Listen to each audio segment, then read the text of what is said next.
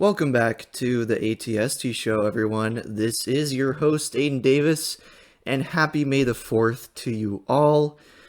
This was the kickoff for all Star Wars content in the year of 2021. And what did we get? We got Star Wars The Bad Batch with its season premiere and series premiere, Aftermath, which had a total runtime of 75 minutes, including the credits.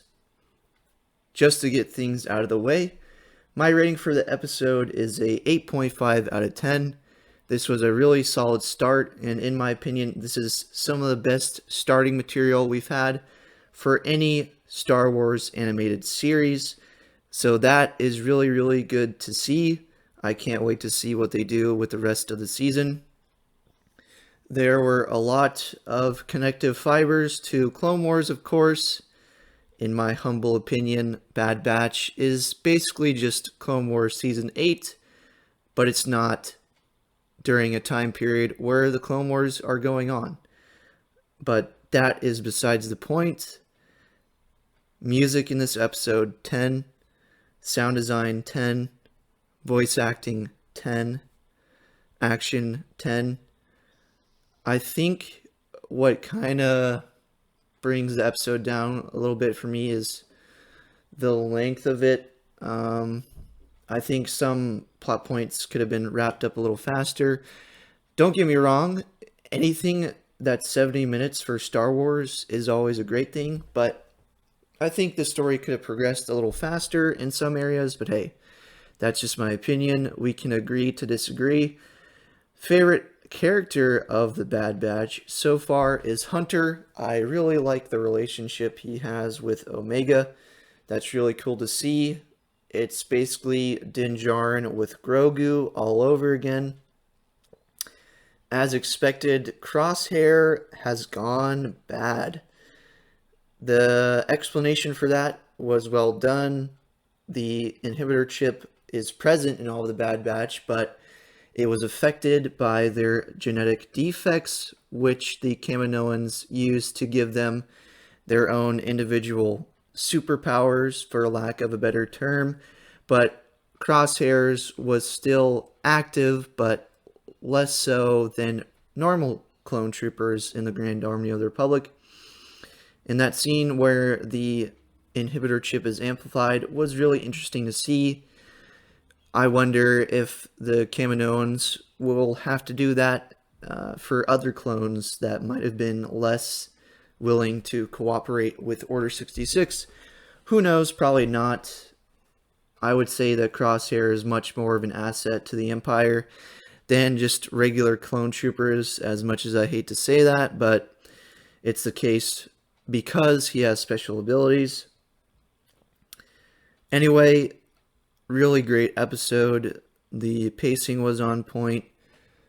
The surprise cameo of Depa Billaba and, of course, Caleb Doom, aka Kanan Jarrus, was a really nice surprise.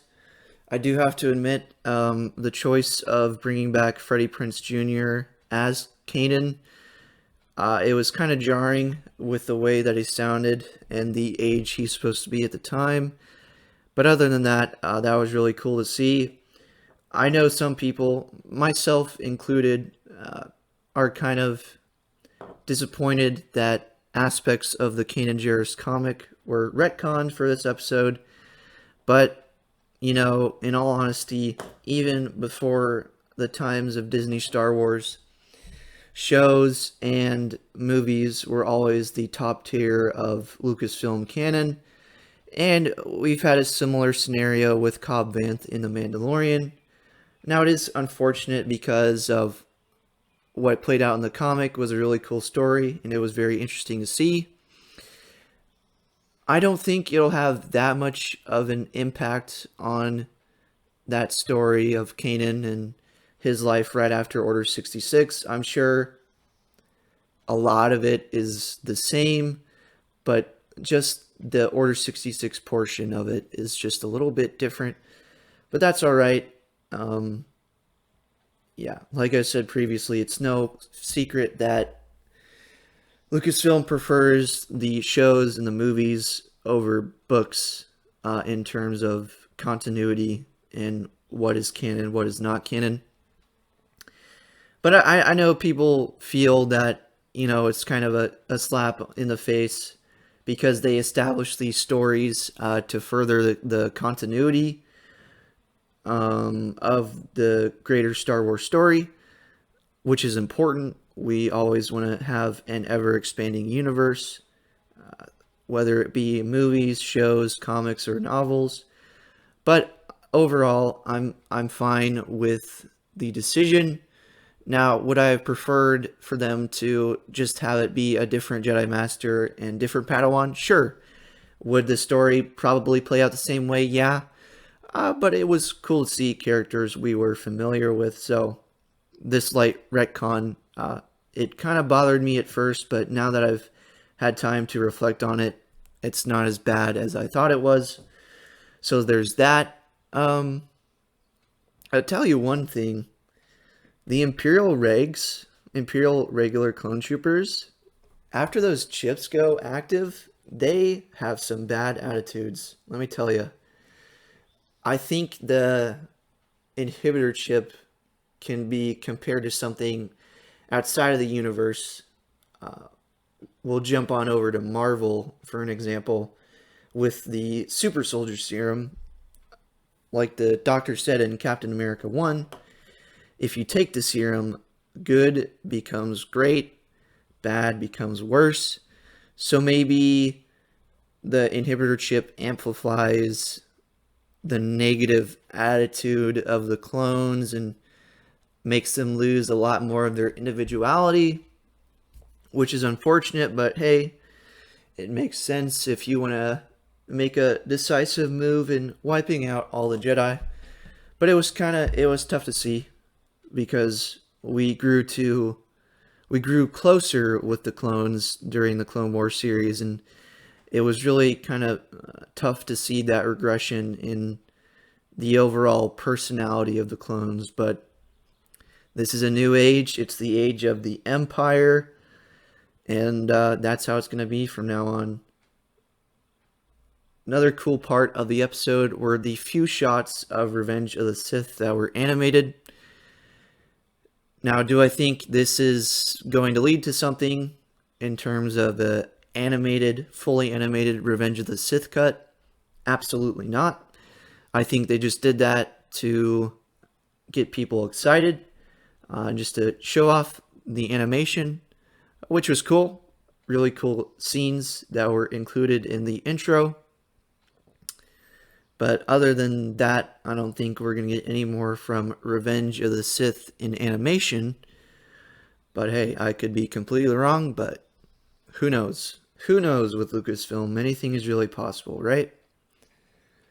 Yeah, so, after episode 2, I have the feeling that we are not going to be back to Kamino for the rest of the series.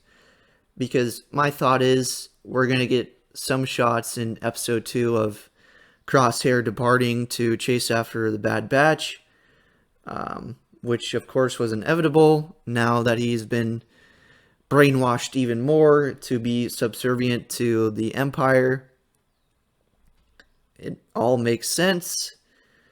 If I'm not mistaken, the J-19 that was mentioned at the end of the episode, I believe that is Sector J-19, and I believe the Seleucami system is located in that sector. So the contact that the Bad Batch and Omega are probably being with is Cut Lawquane and his family. The leaked episode title for episode 2 is Cut and Run, so it makes perfect sense to me. Anyway, really impressed with the Bad Batch premiere. Can't stop singing its praises. As always, D. Bradley Baker hits it out of the park. He really knows how to create individual personalities by subtly changing his voice and the way he sounds, which is really impressive to do. So shout out to D. Bradley Baker for all of the hard work he put into the series, and of course to all the other voice actors involved into the project. Anyway, that is going to do it for this iteration of the ATST show, everyone. What do you all think about the Bad Batch? What do you all think about the news that has come out today on May the 4th? Are you underwhelmed? Are you overwhelmed? Are you just like, hey, it's Star Wars stuff? Anyway, thanks so much for listening to this episode of the ATST show. I've been Aiden Davis, and I'll see you on the next one.